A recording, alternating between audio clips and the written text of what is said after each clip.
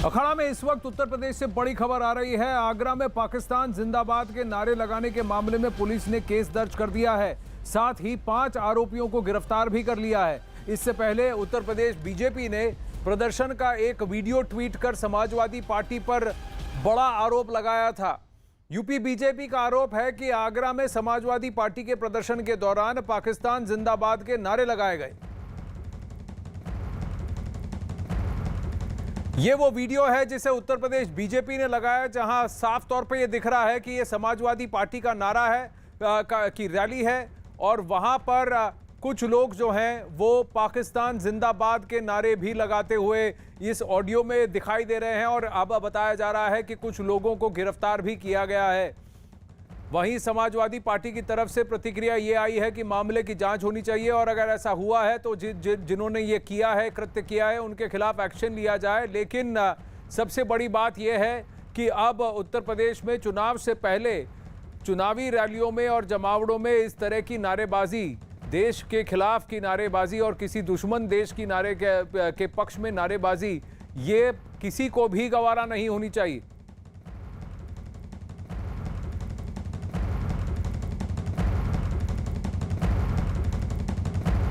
धरना प्रदर्शन कार्यक्रम था, उस पर कुछ लोग ज्ञापन देकर लौट रहा था। रास्ता में कुछ लोगों ने पाकिस्तान जिंदाबाद का नारा लगाया। वो फोटो वीडियो फेसबुक में वायरल हुआ। उसका फेसबुक का वीडियो को देख के पुलिस ने स्वयं मुकदमा दर्ज कराया। मुकदमा दर्ज करके जो लोग जिस वीडियो में उपलब्ध था उसका फोटो पहचान करा के उनको हिरासत में लिया पुलिस ने। उसके 5 लोग पुलिस ने गिरफ्तारी किया है। उसमें एक आरिफ खान और उनका साथी पंकज सिंह और उनके साथ और 2-3 लोग हैं। उनका सबका पुलिस ने गिरफ्तारी किया है और उनके खिलाफ मुकदमा दर्ज करा के उनको जेल भेजा। अजीत सिंह लखनऊ से हमारे साथ जुड़ रहे हैं। लखनऊ में आगरा में ये जो घटना घटी है अजीत, ये 15 जुलाई की घटना बताई जा रही है, लेकिन क्या इसकी पुष्टि हुई है? जिस समाजवादी पार्टी नेता ने इस रैली को बुलाया था, क्या वो इसकी पुष्टि करता है? ये कौन लोग हैं जिनकी गिरफ्तारी अब हुई है?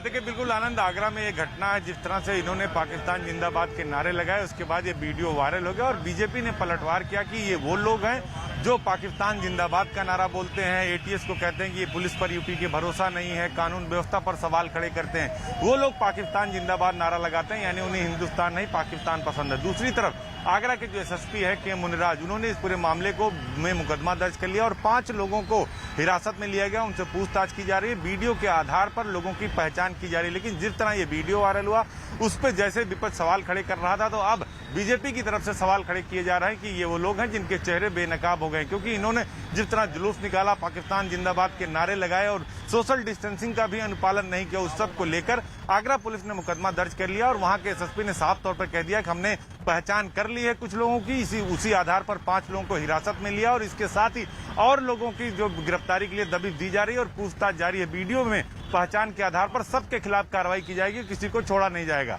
आनंद जी, 15 अगस्त को ये घटना घटी है। आरोप ये लगाया जा रहा है यूपी बीजेपी द्वारा कि समाजवादी पार्टी ऐसे लोगों को तूल दे रही है। बीजेपी ने ट्वीट कर समाजवादी पार्टी पर बड़ा हमला बोला। यूपी बीजेपी ने ट्वीट में लिखा कि आगरा में समाजवादी पार्टी के शहर अध्यक्ष वाजिद निसार के नेतृत्व में भाजपा के खिलाफ निकाली गई रैली में पाकिस्तान जिंदाबाद के नारे लगाए गए। क्या समाजवादी पार्टी पाकिस्तान से संचालित हो रही है? अब वहीं उत्तर प्रदेश के उप मुख्यमंत्री केशव प्रसाद मौर्य ने भी इस वीडियो पर सीधे अखिलेश यादव पर हमला बोला और उन पर आतंकियों के समर्थन का आरोप लगा दिया। लेकिन समाजवादी पार्टी का जो कल का फ्लॉप प्रदर्शन रहा, उसमें जो देश विरोध के नारे लगे, पाकिस्तान जिंदाबाद के नारे लगाए गए हैं, सरकार और पुलिस तो कठोर से कठोर कार्रवाई करेगी।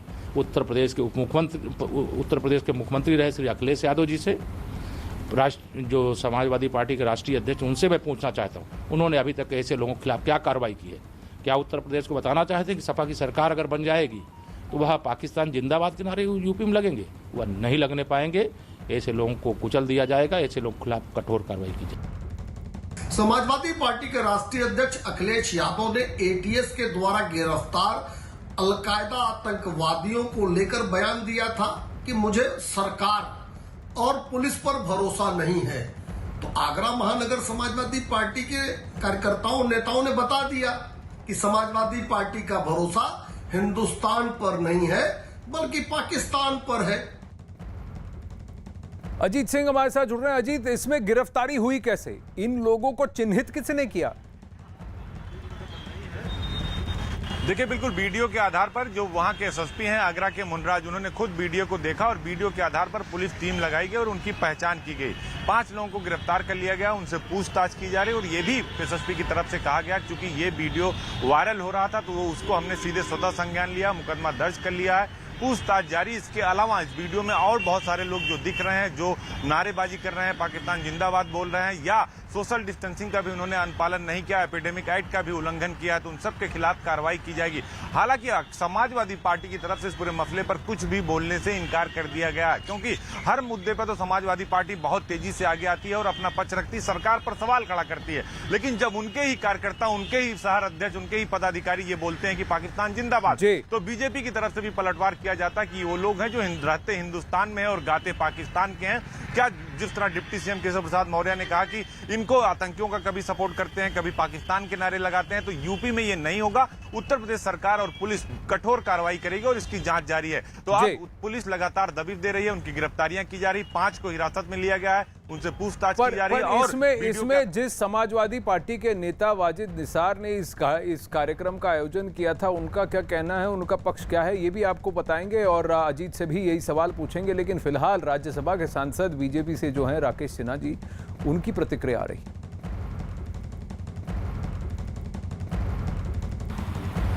हमारे साथ बीजेपी के राज्यसभा सांसद और वरिष्ठ नेता प्रोफेसर राकेश सिन्हा जी। सिन्हा जी, कल समाजवादी पार्टी ने उत्तर प्रदेश में धरना प्रदर्शन किया, लेकिन आगरा का जो वीडियो सामने आया बड़ा चौंकाने वाला है। वहां कार्यकर्ता जो समाजवादी पार्टी के, उन्होंने पाकिस्तान जिंदाबाद के नारे लगाए। देखिए, भारत की भूमि पर एक शत्रु राष्ट्र का जिंदाबाद का नारा लगाना, वह राष्ट्र जो भारत की अस्मिता, संप्रभुता और भारत की स्थिरता तीनों पर निरंतर हमला करता रहा है, यह सिर्फ दुर्भाग्य की स्थिति नहीं है, यह राष्ट्रद्रोह है। और समाजवादी पार्टी ऐसे ताकतों को, तत्वों को, प्रवृत्तियों को उत्साहित करता है जो भारत की संप्रभुता पर हमला करने की धारा को आगे बढ़ाएं। यदि अखिलेश यादव वास्तव में देशभक्त हैं, उनके पिताजी इस देश के रक्षा मंत्री रह चुके हैं, तो उन्हें देश को जवाब देना पड़ेगा कि उनके पार्टी के कार्यकर्ताओं के द्वारा पाकिस्तान जिंदाबाद नारा लगाने का तात्पर्य क्या है। प्रधानमंत्री मोदी जी ने एक बार कहा था कि नरेंद्र मोदी का विरोध करते करते कुछ लोग देश का विरोध करने लगे हैं। यही हाल वहां दिखाई पड़ रहा है। लेकिन इसके पीछे मूल तत्व यह है, इस देश में कोई एक ऐसा छोटा सा ही वर्ग है जिसकी प्रत्यक्ष और अप्रत्यक्ष रूप से पाकिस्तान भक्ति होती है और समय समय पर वो उभर कर राजनीतिक गलियारे में सामने आ जाती है। आप कह रहे राष्ट्रद्रोह का मामला बनता है, लेकिन सपा प्रमुख अखिलेश यादव ने अभी तक इसकी कोई निंदा नहीं की। हालांकि योगी सरकार ने कड़ी कार्रवाई के निर्देश दिए हैं, लेकिन अखिलेश यादव ये भी कहते हैं कि सरकार पर और खासकर यूपी की पुलिस पर उनको कोई भरोसा ही नहीं है। देखिए, अब जब उनके कार्यकर्ता पाकिस्तान जिंदाबाद का नारा लगा रहे हैं, अलकायदा के आतंकवादियों को वे क्लीन चिट दे रहे हैं, तो मुझे लगता है कि सत्ता से बाहर रहकर वे इतने मोतियाबिंद के शिकार हो गए कि उन्हें अच्छे और बुरे में अंतर नहीं आ रहा है। अखिलेश यादव को इस कुकृत्य के लिए माफ़ी मांगनी चाहिए। ऐसे कार्यकर्ताओं को पार्टी से निकालकर स्वयं पहल करके पुलिस को कहना चाहिए उन पर मुकदमा दर्ज करें। देश में ऐसी प्रवृत्तियों पर चुप रहना या उसी की उपेक्षा करना कि इस भूमि पर लोग शत्रु राष्ट्र का जयकार करें, जिंदाबाद के नारे लगाएं, यह देश के हित में न है न होगा। फिर रुक करते हैं अजीत सिंह की ओर। अजीत, ये जो वाजिद निसार है उसकी तरफ से कोई प्रतिक्रिया आई है? क्योंकि उसकी आयोजित कार्यक्रम में कोविड के नियमों की धज्जियां उड़ी हैं, एसओपीज की धज्जियां उड़ी हैं और दुश्मन देश के नारे लगाए गए। देखिए, बिल्कुल आनंद, चूंकि कल 15 जुलाई था और 15 जुलाई को समाजवादी पार्टी ने पूरे प्रदेश के तहसील मुख्यालयों पर धरने का ऐलान किया था। उसी दौरान ये पूरी घटना घटी और जो वाजिद निसार जो उपाध्यक्ष है वहां के, उनसे बातचीत करने की कोशिश की गई, लेकिन अभी उन्होंने अपना कोई विशेष वक्तव्य नहीं दिया क्योंकि पुलिस लगातार उनकी गिरफ्तारी के लिए दबिश दे रही है और पुलिस कार्रवाई कर रही है। एसएसपी का साफ तौर पर कहना है कि सभी लोगों को हिरासत में लिया जा रहा, पूछताछ की जा रही। सपा के जो यहाँ लखनऊ के नेता, उनसे हमने बात करने की कोशिश की तो उन्होंने सीधे तौर पर कहा कि इस मुद्दे पर हम कुछ नहीं बोलेंगे। जहां आगरा का मसला है तो आगरा के लोग इस पर सफाई दे। तो फिलहाल आगरा के भी सपा जिलाध्यक्ष की तरफ से कोई सफाई अभी नहीं आई है, लेकिन पुलिस अपना काम कर रही। सरकार की तरफ से, एसीएस होम की तरफ से सीधे तौर पर यह कह दिया गया है कि गिरफ्तार गिरफ्तारी की जाए, इनके खिलाफ कठोर कार्रवाई की जाए। जिस तरह देश में रहकर दुश्मन देश के जिंदाबाद के नारे लगा रहे हैं, ऐसे लोगों को छोड़ने की जरूरत नहीं है। आनंद, अजीत बने रहिए हमारे साथ। अभी बीजेपी के ट्वीट के बाद इस वीडियो पर सियासत भी गर्मा गई है। आगरा में समाजवादी पार्टी के महानगर अध्यक्ष वाजिद निसार ने इस वीडियो पर लिखित शिकायत दर्ज करवाई और पुलिस से वीडियो की सच्चाई सामने लाने और दोषियों के खिलाफ कार्रवाई की मांग की। जैसे हमारे संज्ञान में सोशल मीडिया से इसकी जानकारी हुई, हम तुरंत एसपीसीटी साहब को अपने लेटर पैड पे उस कथित व्यक्ति के खिलाफ कार्रवाई की मांग को लेकर एक एप्लीकेशन दे के आए कि इस आदमी को चिन्हित किया जाए, जांच की जाए और अगर जो इसने ऐसा किया है तो इसके खिलाफ कार्रवाई की जाए। अखाड़ा में इस वक्त बड़ी खबर आ रही है कांवड़ यात्रा से जुड़ी, जहां केंद्र सरकार ने सुप्रीम कोर्ट में कांवड़ यात्रा पर अपना पक्ष रखा है। न्यूज 18 के विक्रांत यादव की खबर है कि केंद्र सरकार ने कांवड़ यात्रा पर रोक लगाने की बात कही है। केंद्र सरकार ने सुप्रीम कोर्ट में बताया कि कांवड़ियों के हरिद्वार जाने और वहां से गंगाजल लाकर शिव मंदिरों में चढ़ाने की इजाजत नहीं दी जा सकती।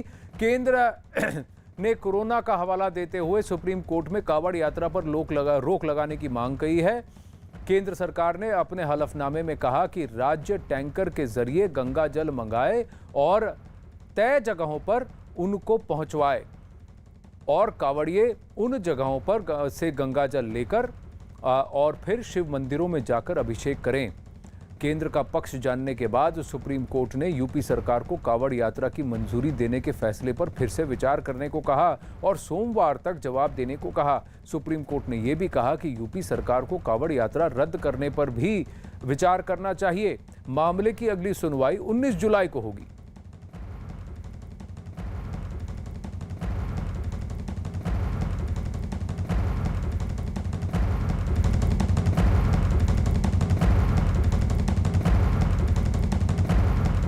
और एक बड़ी खबर आ रही है अफगानिस्तान से जुड़ी, जहां अफगानिस्तान के कंदाहार में तालिबान के एक हमले में भारतीय पत्रकार दानिश सिद्दीकी की हत्या हो गई है। वो न्यूज़ एजेंसी रॉयटर्स के लिए काम करते थे। अफगानिस्तान से अमेरिकी सैनिकों की वापसी के बीच वहां भारी हिंसा का दौर फिर से शुरू हो चुका है और दानिश सिद्दीकी पिछले कई दिनों से इस हिंसा को कवर कर रहे थे। कंदाहार में एक दिन पहले ही इसी हिंसा को कवर करते हुए तालिबान के हमले की चपेट में वो आ गए। पुलित्जर प्राइज़ के विजेता है दानिश सिद्दीकी, कई सालों से रॉयटर्स के साथ काम कर रहे हैं और इस बार जो वहां पर हिंसा भड़की है और अफगान फौज के साथ और तालिबान के बीच जो झड़प हो रही है, खासकर कंदाहार में जिस तरह की लड़ाई हो रही है, उसको वो डिटेल से कवर कर रहे थे। कुछ दिन पहले से ही वो हमले की चपेट में और बीचों बीच से रिपोर्ट अपनी खबरें भेज रहे थे। अब खबर आई है कि इस हमले में और इस क्रॉस फायर में उनकी मृत्यु हो गई है। आदित्य राजकौल जुड़ रहे हैं। आदित्य, पुलित्जर प्राइज विनर हैं, बहुत ही जाने माने रिपोर्टर हैं, भारतीय मूल के और भारतीय हैं दानिश सिद्दीकी। अब ये खबर आ रही है कि उनकी मृत्यु हो गई है कंदाहार में। जी आनंद, बहुत ही दुखद और दर्दनाक खबर आ रही है अफगानिस्तान के कंधार से। मैंने अभी अफगानी सूत्रों से बात की, जो अफगानिस्तान के राजदूत हैं दिल्ली में फरीद, उनसे भी बातचीत की और सबने पुष्टि की है कि दानिश सिद्दीकी, जो रॉयटर्स के चीफ फोटो जर्नलिस्ट थे इंडिया में और पिछले कुछ दिनों से अफगानिस्तान के दौरे पर थे और वहां पर अफगान फोर्सेस के साथ कंटिन्यूसली उनके मिशन में एम्बेड होकर जो है अपनी रिपोर्टिंग कर रहे थे। आपने सही कहा कि ट्विटर पर उन्होंने एक छोटा सा वीडियो भी डाला था जब उनकी हमवी जो है तालिबान के अटैक में आई थी, लेकिन वहां से वो बच निकले थे। कल रात को मुझे बताया जा रहा है, मैंने अफगानिस्तान के एनडीएस, जो उनकी स्पाई एजेंसी है, उनके सूत्रों से भी बातचीत की, जिन्होंने कहा कि कल रात को उनका जो कॉन्वॉय है पाकिस्तान अफगानिस्तान बॉर्डर के स्पिन बोल्दक में था और वहां पर तालिबान का अटैक हुआ।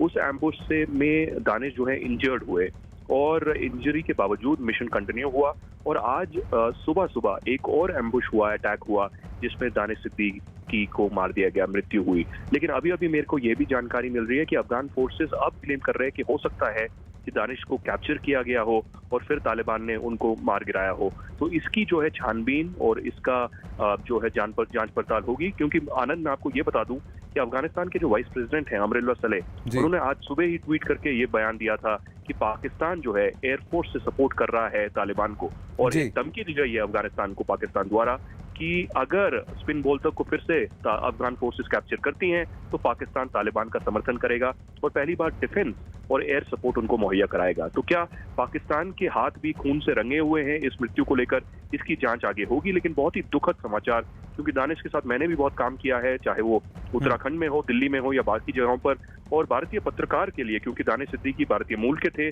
बहुत ही अत्यंत दुखद समाचार है ये। बिल्कुल, लेकिन कहीं ना कहीं क्या भारत अब इसको और थोड़ा सीरियसली संज्ञान में लेगा, ये बहुत बड़ी बात है, क्योंकि दानिश सिद्दीकी का खोना कोई छोटी बात नहीं है। वहाँ जर्नलिस्ट की अगर जान खतरे में आ जाती है तो यानी फिर तालिबान किसी को नहीं बख्श रहे हैं। ये तो हक की लड़ाई है। अफगान फोर्सेस जो हैं डेमोक्रेसी के लिए और अपने सरकार के लिए लड़ रहे हैं, और ये तो पूरी तरह से रेडिकल फंडामेंटलिस्ट ताकतें हैं। और जहाँ अगर एक किसी देश का इतना सीनियर लीडर ये कह रहा है कि पाकिस्तानी एयरफोर्स अब तालिबान को कवर फायर दे रही है, तो फिर सबको इसको सीरियसली संज्ञान में लेने की जरूरत है। और जो दानिश के साथ घटा वो और किसी के साथ नहीं होना चाहिए। बिल्कुल आनंद, आप बिल्कुल सही कह रहे हैं। जैसे कि आपको पता ही है कि कई सालों से हमें पता है कि तालिबान जो है प्रजातंत्र में बिल्कुल ही बिलीफ नहीं रखता है। वो चाहता है कि अपना जो इस्लामी कानून है, शरिया है, वो जो है वहाँ पर मुहैया कराया जाए लोगों के। और साथ ही कई नोटिस भी दिए गए हैं, चाहे वो कंदहार में हो, बाकी जगहों में हो, कि जो अनमैरिड वुमेन है वहाँ पर तालिबान को सौंप दी जाए, या फिर विडोज हैं वो तालिबान को सौंप दी जाए, ताकि फाइटर्स के साथ जो आतंकवादी हैं तालिबान के, उनके साथ उनकी शादी कराई जाए। तो ऐसे बहुत ही बेतुके, ऑर्थोडॉक्स और पुराने सोच वाले जो हैं बयान वहां से आए हैं। लेकिन ये दुखद घटना घटी है। भारत ने भी इसका संज्ञान लिया है और अब उनकी बॉडी को कैसे काबुल के द्वारा दिल्ली एक विशेष विमान में लेके आया जाए, इस पर कार्रवाई चल रही है। लेकिन बहुत बड़ा एक डिबेट भी छिड़ गया है, क्योंकि आपने जैसे कहा ये मामूली मृत्यु नहीं है, इसका अमेरिका भी संज्ञान लेगा, बाकी देश भी लेंगे। और तालिबान से अमेरिकी फोर्सेस जब तक हटती हैं तब तक ये बहुत बड़ा डिबेट रहेगा और आगे भी, क्योंकि देखिए जर्नलिस्ट और मीडिया पर, चाहे वो जब वो वॉर कवर कर रहे हैं, युद्ध को कवर कर रहे हैं, तो दोनों तरफ से कोई भी उन पर हमला नहीं करता और उनको कैप्चर नहीं करता। और अगर इनकी जान गई है तो इसकी जिम्मेदारी किसकी है? और अगर अफगान ताकत है, अफगान सरकार ये कह रही है कि तालिबान ने पहले इन्हें कैप्चर किया और फिर बेरहमी से मार दिया, तो फिर ये बहुत ही सीरियस बात है। संज्ञान में सबको इसको लेने की ज़रूरत है। हम यही उम्मीद करेंगे, उनके परिवार के साथ हमारी संवेदनाएं हैं, और कहीं हम ये भी उम्मीद करेंगे कि अफ़गान सरकार और तालिबान और ये इस लड़ाई के बीच में थोड़ी देर के लिए शांति हो और दानिश के पार्थिव शरीर को वापस भारत भेजा जाए। आगे बढ़ते हैं, अखाड़ा में वापस रुक करते हैं सुप्रीम कोर्ट की सुनवाई पर, जहां कांवड़ यात्रा पर सुनवाई हुई थी। और सुनवाई के दौरान कोर्ट ने साफ कहा कि चूंकि ये यात्रा 25 जुलाई से शुरू होनी है, लिहाजा उत्तर प्रदेश सरकार को पुनर्विचार करने का मौका और दिया जाता है। कोर्ट ने कहा कि कोरोना की तीसरी लहर का खतरा बरकरार है और इसके लिए सभी राज्यों को सचेत रहना ज़रूरी है। कोर्ट ने यह भी कहा कि ऐसा लगता है कि ये भारत के सभी लोगों की सेहत से जुड़ा हुआ मामला है। भारत के निवासियों की सेहत की सुरक्षा सबसे ज़रूरी है। इस मौलिक अधिकार के बाद ही धार्मिक या बाकी भावनाओं का स्थान है। दिल्ली से विक्रांत यादव हमारे साथ हैं और कोर्ट और लखनऊ से अजीत सिंह भी हैं। विक्रांत, सबसे पहले आज सुप्रीम कोर्ट में क्या हुआ? सरकार सेंटर की तरफ से भी अब ये बात रखी गई है कि कांवड़ यात्रा नहीं होनी चाहिए। उत्तराखंड सरकार ने भी यही कहा कि देखिए, ये वक्त आस्था को जगह देने का वक्त नहीं है। यहाँ पर अभी जीवन जो है, राइट टू लाइफ, वो राइट टू प्रे से ऊपर है।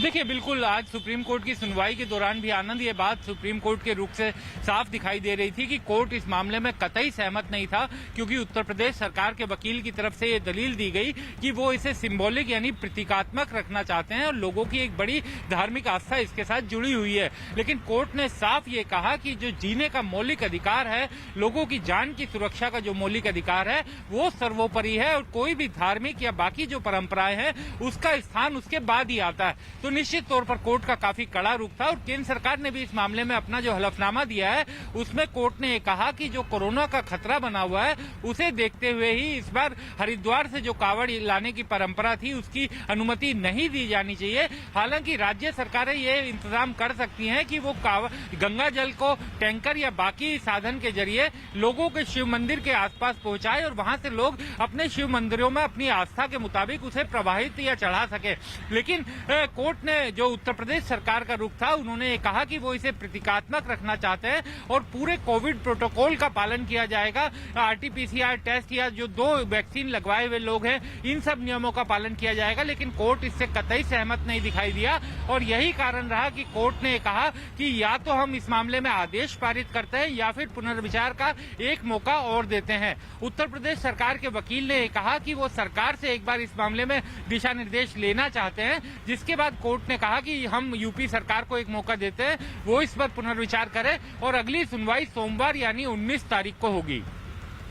अजीत, अब क्या उत्तर प्रदेश सरकार इस पर पुनर्विचार करेगी? क्योंकि अब सेंटर की भी यही ओपिनियन है कि फिर राज्य सरकारें जो है कांवड़ यात्रा को जगह न दे और फिर कांवड़ियों को गंगा जल उनके वहाँ एक सुनिश्चित जगह पर पहुँचाएं, जहाँ से फिर जिन्होंने जलाभिषेक का व्रत लिया है उनके लिए फिर ये थोड़ी सी सुविधा हो कि वो गंगा जल लेकर पास के शिव जी के मंदिर में या शंकर के मंदिर में जलाभिषेक कर अपना जो व्रत है उसको पूरा कर सके, अपना जो वचन है उसको पूरा कर सकें।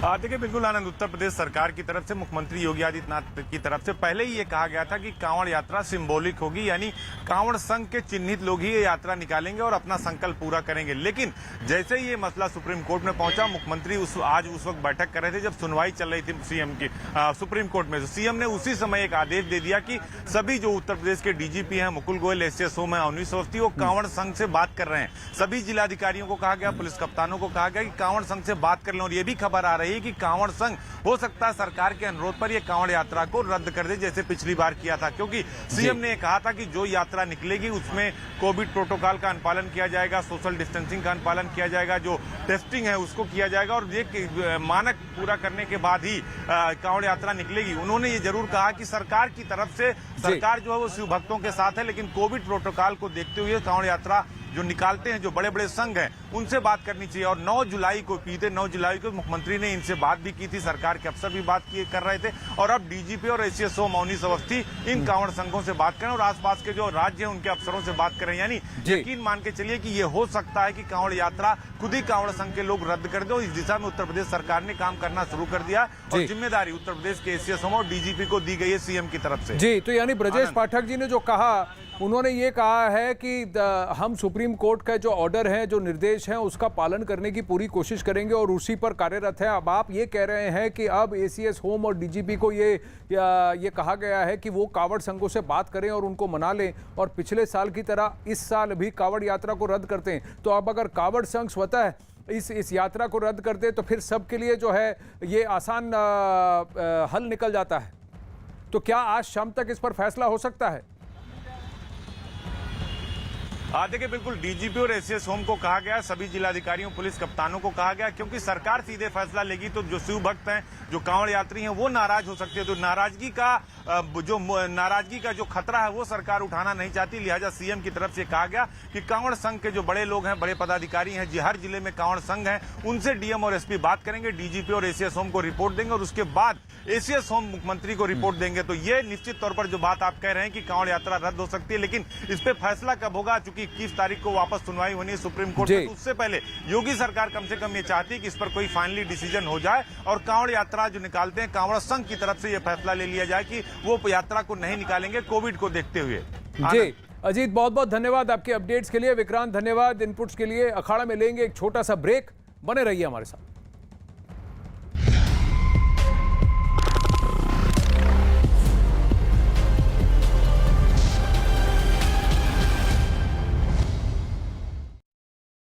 अखाड़ा में आपका एक बार फिर से स्वागत है। पंजाब कांग्रेस से जुड़ी बड़ी खबर आ रही है। न्यूज 18 के अरुण सिंह की खबर है कि नवजोत सिंह सिद्धू ने आज 10 जनपद पर सोनिया गांधी से मुलाकात की। इस बैठक में राहुल गांधी भी मौजूद रहे। ये बैठक करीब 1 घंटे तक चली। बैठक के बाद कांग्रेस के पंजाब प्रभारी हरीश रावत ने कहा कि सोनिया गांधी की ओर से फैसले की जानकारी मिलने पर उसे साझा किया जाएगा। साफ हो गई थी, मतलब शाम तक पिक्चर खराब हो गई, धुंधली हो गई, जो लगाए जा रहे बना दिया गया। बिल्कुल, कौन कहता है? आप कृपा करके मेरे बयान को बहुत केयरफुली पढ़िए जो मैंने कहा है और शब्दों को समझिए क्या कहा है। नंबर 2, जब तक कांग्रेस प्रेसिडेंट बात को क्लियर नहीं करती है तब तक मुझे भी जानकारी इस बात की नहीं हो सकती है कि इनफैक्ट उनका लास्ट डिसीजन क्या होगा। और मेरा आपको प्रॉमिस है, जैसे ही जो है मुझे आदेश मिलेगा और मैं फौरन भाग करके आपको। निपेंद्र बरार हमारे साथ जुड़ रहे हैं चंडीगढ़ से। निपेंद्र, एक बात बताइए, बहुत सारी मीटिंग्स एक साथ चल रही हैं पंजाब में, कैसे देखा जा रहा है इन अटकलों को कि नवजोत सिंह सिद्धू को प्रदेश कांग्रेस कमेटी का चीफ बना दिया जाएगा? क्योंकि कई जगह ट्वीट्स भी आ गए हैं कि अगर सीएम भी जाट सिख हैं, प्रदेश कांग्रेस कमेटी जो चीफ हैं वो भी जाट सिख हैं, तो हिंदुओं का क्या होगा? बाकी जो कास्ट ग्रुप्स हैं वहां पर पंजाब में, उनका क्या होगा? देखिए, पंजाब में सियासत पूरी तरह से कह सकते हैं कि गरमाई हुई है। ऐसा सियासी भूचाल आया हुआ है पंजाब में और सबकी नज़र इस वक्त दिल्ली पे टिकी हुई है कि दिल्ली से आखिर क्या फैसला आएगा। कल ऐसे हालात बने थे कि नवजोत सिंह सिद्धू जैसे थोड़ी देर में उन्हें अनाउंस ही कर दिया जाए, उन्हें अध्यक्ष बना दिया जाए, शाम तक सोशल मीडिया पर उन्हें बधाइयाँ देने वालों का तांता भी लग गया। लेकिन अचानक से फिर माहौल बदल गया, मीटिंगों का दौर फिर से शुरू हुआ और आज दिल्ली में दोबारा मीटिंगें होने लगी। अभी तक हालांकि किसी के नाम का ऐलान नहीं हो पाया, लेकिन पंजाब की नज़र इस वक्त दिल्ली में टिकी हुई है। पंजाब के जितने कांग्रेस विधायक हैं सभी आपस में मिलजुल रहे हैं और सभी में कहीं ना कहीं यही बात चल रही है कि आगे आने वाले दिनों में होगा क्या। क्योंकि इससे पहले पंजाब में कांग्रेस को देखा जाता था कैप्टन, अगर पंजाब में कांग्रेस है तो इसका मतलब है कैप्टन। लेकिन पिछले कुछ महीनों में ऐसे हालात पैदा हुए कि कैप्टन अमरिंदर सिंह के खुद के विधायक उनके खिलाफ आवाज़ उठाने लगे। उनके पंजाब में जिस तरह से काम चल रहे हैं, जैसे विधायक लगातार कहते हैं कि पंजाब में ऑफिसर्स उनकी नहीं सुनते हैं, पंजाब में कांग्रेस विधायकों की सुनवाई नहीं है, तो ऐसा माहौल पैदा हो गया कि कैप्टन अमरिंदर सिंह के खिलाफ माहौल बनता गया। और इसी के चलते ऐसे हालात पैदा हुए कि ये चर्चाएं चलने लगी कि नवजोत सिंह सिद्धू को अध्यक्ष बनाया जाए। देखिए, नवजोत सिंह सिद्धू और कैप्टन अमरिंदर सिंह जिस तरह से एक दूसरे के खिलाफ खुलकर बोलते रहे हैं, यहाँ तक कैप्टन अमरिंदर सिंह ने कह दिया था कि नवजोत सिंह सिद्धू में दम है तो पटियाला से मेरे खिलाफ आकर के चुनाव लड़े। ऐसे में कांग्रेस विधायक असमंजस में है। हरजोत कमल कांग्रेस विधायक मेरे साथ हैं, मोगा से विधायक हैं और कई बार यह भी आवाज़ उठा चुके हैं कि कैप्टन सरकार में हमारी सुनवाई नहीं होती। हरजोत जी, कैसे देखते हैं कि आज जो हालात पैदा हो गए हैं, नवजोत सिंह सिद्धू वर्सेस कैप्टन अमरिंदर सिंह है और नवजोत सिंह सिद्धू को लेकर के चर्चाएं लगातार जारी हैं, हालांकि मीटिंगों का दौर जारी है, अभी कोई फैसला नहीं हुआ। पहली बात तो ये है कि मैं पंजाब की सरकार से सेटिस्फाइड हूँ और दूसरी बात जो है कि नवजोत सिद्धू जी हमारे बड़े माननीय हैं और लोगों में उनकी छवि जो है बहुत अच्छी है और मैं चाहता हूं कि वो कांग्रेस पार्टी में ही कहीं अच्छी पोजीशन में एडजस्ट हो ताकि हमें आने वाले चुनाव में कैप्टन अमरिंदर सिंह के साथ उनका मिलना जो हमारी टीम को बल मिलेगा और हमारी जो सरकार है वो निश्चित है आगे आएगी।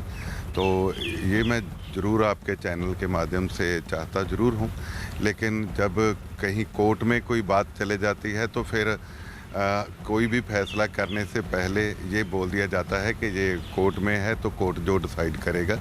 सो ऐसे ही हमारी माननीय जो हाई कमांड है दिल्ली में वो बहुत बड़े बड़े दिमाग वाले लोग बैठे हैं, तो उन्होंने सभी विधायकों को सुना है, सभी मंत्रीगणों को सुना है और कैप्टन अमरिंदर जी को, हमारे मुख्यमंत्री जी को सुना है, सीएम साहब को और उसके बाद निपेंद्र, आप जरा हरजोत जी से पूछिए कि ग्राउंड पर क्या डिमांड है, ग्राउंड पर किसका पलड़ा भारी है, नवजोत सिंह सिद्धू या फिर कैप्टन अमरिंदर सिंह?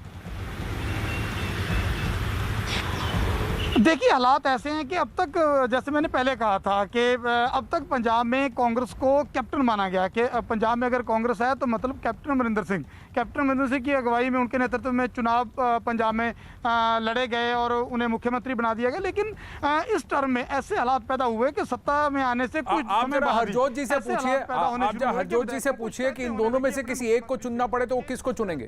जी देखिए, अभी विधायक चुप हैं ज़्यादातर, चाहे अमरिंदर सिंह राजा वड़िंग जो विधायक है, थोड़ी देर पहले हमारी उनसे बात हुई, लखबीर सिंह लक्खा विधायक है उनसे बात हुई, अभी हरजोत कमल से हमारी बात हुई है। तो अभी खुलकर कोई भी यह बोलने को तैयार नहीं है कि दोनों में से किसे अगर चुनना पड़े तो किसे चुनेंगे।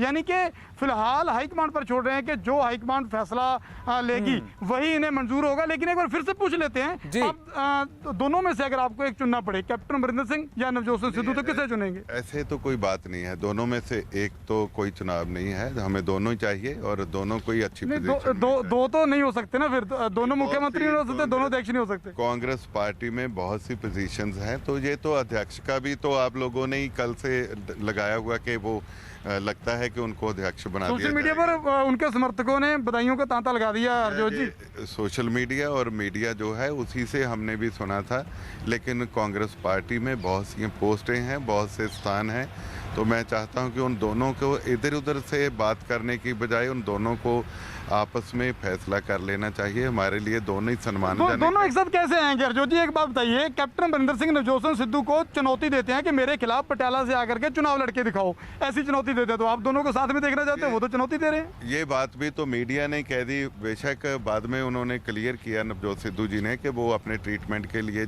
पटियाला में रुके हुए हैं, लेकिन मीडिया ने ये कह दिया कि वो चुनाव लड़ने लगे हैं, इसलिए वो तैयारी कर रहे। तो मुख्यमंत्री के पास और क्या था? उन्होंने कहा अच्छा, अगर वो कोई बोलता है कि वो चुनाव लड़ेंगे तो वो मेरे को कोई बोलेगा तो मैं भी बोलता हूँ ओके, आप तैयारी कर लो, लड़ लो, कोई किसी को रोक नहीं सकता।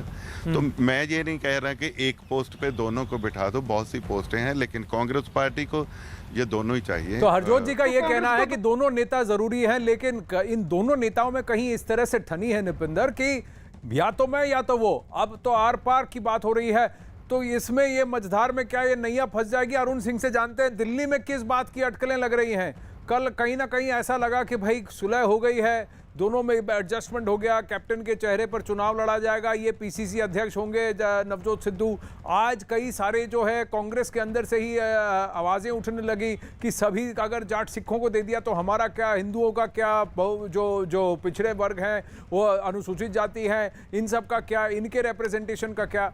अब क्या हो रहा है? फिर से किस बात की अटकलें हैं? नवजोत सिंह सिद्धू की जो मीटिंग हुई 10 जनपद में, किस विषय पर हुई? देखिए आनंद, कल भी आपसे बातचीत हो रही थी और मैंने कहा था कि कैप्टन अमरिंदर सिंह की सहमति के बिना उनको नज़रअंदाज करके या उनको दरकिनार करके सिद्धू को खुश नहीं कर पाएगा आला कमान, और वही हुआ। मीडिया में जब खबरें लीक हो गई कि आला कमान और ख़ास तौर से प्रियंका गांधी ये चाहते हैं कि अध्यक्ष बन जाएं सिद्धू, और उसके लिए निर्देश भी दे दिए गए, ये खबर जैसे ही पहुंची अमरिंदर सिंह को, वो नाराज़ हुए। रात में उन्होंने अपनी नाराज़गी प्रकट की और उसके बाद आज सवेरे बाकायदा अपने दिल्ली वाले पीए को एक नोट भेजा। वो नोट लेके 10 जनपद आए, वो सोनिया गांधी को सौंप दिया उन्होंने। उसके बाद कल रात में ही नाराज़गी खबर मिलते ही सोनिया गांधी ने सिद्धू को दिल्ली तलब किया। अब दो ही बातें हो सकती हैं, या तो वो सिद्धू को समझा लें या वो कैप्टन अमरिंदर सिंह को समझा लें। सिद्धू को समझाने का मतलब यह है कि आप अध्यक्ष से कम पर मान जाइए, कैप्टन को समझाने का मतलब है कि आप सिद्धू को स्वीकार कर लीजिए। ये दोनों बातें होती हुई फिलहाल दिख नहीं रही, और यही वजह है कि ये जो घोषणा है, ये जो मंत्रणा है, ये जो मंथन है, ये महीनों से चल रहा है। पार्टी के कितने वरिष्ठ लोग इसमें लगे हुए हैं, मल्लिकार्जुन खड़गे, आप देखिए, जयप्रकाश अग्रवाल, हरीश रावत जो राज्य के प्रभारी महासचिव हैं, राहुल गांधी, प्रियंका गांधी, केसी वेणुगोपाल, सोनिया गांधी। फैसला नहीं हो पा रहा। इसका मतलब क्या है? दोनों को बैलेंस करके, दोनों को राजी करके, दोनों को खुश रखने वाला कोई फार्मूला कांग्रेस नेतृत्व के पास अब तक, जब मैं आपसे बात कर रहा हूं, नहीं है। शाम तक हो जाएगा कि सुबह तक हो जाएगा, इसका इंतजार करना देखिए, एक बात है, नवजोत सिंह सिद्धू इतने एम्बिशियस हैं कि उन्होंने बीजेपी से पल्ला झाड़कर कांग्रेस का हाथ इसीलिए थामा क्योंकि उनका राजनीतिक भविष्य वहां पंजाब में उनको नहीं दिख रहा था बीजेपी में उस वक्त। अब अगर उनको यहाँ राजनीतिक भविष्य कांग्रेस के साथ नहीं दिख रहा तो उन्होंने ऑलरेडी शेरी ऑन टॉप जो उनका हैंडल है वहां पर ये लट्टू घुमा दिया है आम आदमी पार्टी का। वहीं पंजाब कांग्रेस ने जारी हलचल पर पार्टी के विधायकों का क्या कहना है, आइए आपको सुनाते हैं। हाईकमान ने अब सब कुछ तय कर दिया है और हाईकमान का आदेश सबके लिए सबसे ऊपर संदेश है, और हाईकमान के आदेश के बाद फिर हर इंसान को अपनी हद में रहना है। और पहले भी मैंने ये बात कही थी कि हाईकमान का अंतिम निर्णय है कि रास्ता एक है। सब मीडिया वाले कह रहे हैं कि कैप्टन अमरिंदर सिंह, नवजोत सिंह सिद्धू को एक ही फ्रेम में रखने की कोशिश कर रहे हैं। मैं कह रहा हूं कि एक टोटल फ्रेम जो है वो सोनिया गांधी का फ्रेम है। उस फ्रेम में सब मूर्तियां लगी हुई है और हम सब सोनिया गांधी के फ्रेम में हैं और हम सोनिया गांधी के साथ हैं। सोनिया गांधी जिन्हें भी अब हमारा कप्तान बना करके भेजेगी वो हम सब मानेंगे। कोई नुकसान नहीं होगा। कांग्रेस पार्टी के सभी पदाधिकारी हैं वो राहुल गांधी जी और सोनिया गांधी जी के दिशा निर्देश में काम कर रहे हैं। जो पार्टी हाईकमांड का फैसला होगा उस पर कांग्रेस के वर्कर मोहर लगाएंगे और कांग्रेस की एकजुटता के लिए, कांग्रेस को दोबारा सत्ता में लाने के लिए अपना वर्क करेंगे। नवजोत सिंह सिद्धू जिस तरह से खबर आ रही थी कि उनको अध्यक्ष बनाया जा सकता है, अगर बनाया जाता तो मंजूर होगा? अगर कांग्रेस पार्टी फैसला लेगी, अध्यक्ष का ले, कोई भी ले, तो कांग्रेस का हर वर्कर उसको मानेगा। अब अरुण, आपको क्या लगता है कि यहां पर हल कैसे निकलेगा? क्या कांग्रेस पार्टी दो में से किसी एक को चुनने को तैयार है, और अगर ऐसे चुनना पड़ा तो शायद वो किसे चुनेगी? मुझे ऐसा लगता है कि अगर पार्टी को दो में से किसी एक को चुनना पड़े तो कैप्टन अमरिंदर सिंह को ही चुनना पड़ेगा, क्योंकि सिद्धू के साथ जाने में घाटा ज़्यादा है, फ़ायदा एकदम नहीं है। सिद्धू का उतना जन समर्थन नहीं है, उनके पास उतने विधायकों का समर्थन नहीं है, वो उतने बड़े जन नेता नहीं हैं। वो आगे चल के पार्टी के वोट बैंक को बहुत ज़्यादा बढ़ा देंगे या पार्टी को सत्ता में लाएंगे अकेले अपने दम पर, ये भी पार्टी को नहीं लगता है कि वो कर पाएंगे। और अगर पार्टी ने फैसला लेना था तो 2017 में एक ऐसा मौका आया था जब कैप्टन अमरिंदर सिंह सरकार बना नहीं पाए थे, बनाने के लिए तैयारी कर रहे थे, और तब राहुल गांधी ने एक विकल्प तैयार करने की कोशिश की थी, प्रताप सिंह बाजवा को अध्यक्ष बना दिया। कैप्टन और बाजवा दोनों में एक 36 का आंकड़ा था। राहुल गांधी के अपॉइंटी बाजवा थे। कैप्टन ने शर्त रखी कि आप इनको हटाइए, नहीं तो मैं पार्टी तोड़ दूंगा, अलग सिंबल से चुनाव लड़ दूंगा। आखिरकार राहुल गांधी को ना नुकुर करते हुए भी बाजवा को हटाकर, जो उनके खुद के अपॉइंटी थे, उनको हटा करके उनको कैप्टन को ही कैप्टन बनाना पड़ा।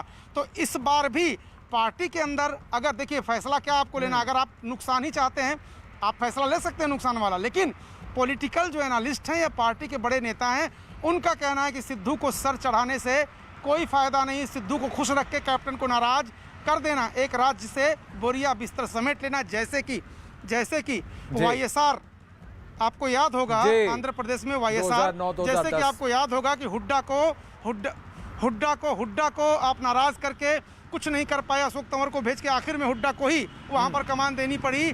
जैसे कि आप सचिन पायलट को कितना भी पैम्पर करते रहिए, आखिर में अशोक गहलोत ही वहां टिके हुए हैं। और जैसे कि ज्योतिरादित्य सिंधिया को आप कितना भी पैम्पर करते रहिए, वहां पर भी दिग्विजय सिंह और कमलनाथ ही टिके हुए हैं। जी बिल्कुल, आपने यही कहा कि दिग्विजय सिंह, कमलनाथ टिके हुए हैं, लेकिन ज्योतिरादित्य सिंधिया के हटने से वहां सरकार गिर गई। अब राजस्थान में भी सचिन पायलट का धीरे धीरे अगर वो अपना वर्चस्व जमा गए, और फिर अशोक गहलोत कितना टिक पाएंगे वो भी देखने की बात है। कि लीडरशिप को मैनेज करने की बात जो है, ये आपके पास 5 साल का समय था, आपने क्यों नहीं किया, ये कई लोग पूछेंगे। लेकिन दीपेंद्र, एक और बात है कि वहाँ ग्राउंड पर इन्होंने एक अजीब लट्टू घुमाया है शरी ऑन टॉप ने। शरी ने यह कहा है कि देखिए, आम आदमी पार्टी का विजन मेरे विजन से मेल खाता है, तो या तो मैं आपका तोड़ हूं या मैं आपके साथ जोड़ हूं।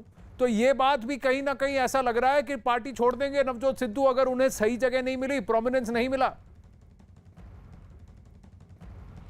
देखिए, नवजोत सिंह सिद्धू का जैसे स्वभाव है हमेशा से, चाहे आप पंजाब कैबिनेट में देख लीजिए, जैसे ही फेरबदल हुआ, जैसे ही उनका विभाग बदला गया तो उन्होंने ज्वाइन तक नहीं किया। उन्हें लोकल बॉडी से जब इलेक्ट्रिसिटी विभाग दिया गया तो उन्होंने नहीं ज्वाइन किया। हालांकि अब तक खाली पड़ा है वो विभाग, अभी तक मुख्यमंत्री के पास है, और लगातार कोशिश की गई कि नवजोत सिंह सिद्धू आएँ। उसके बाद कितनी मीटिंगें भी हुई, मुख्यमंत्री ने कई बार उन्हें चाय पर बुलाया, नाश्ते पर बुलाया, लंच कराया, डिनर कराया, और हर मीटिंग के बाद कहा गया कि सब अच्छा।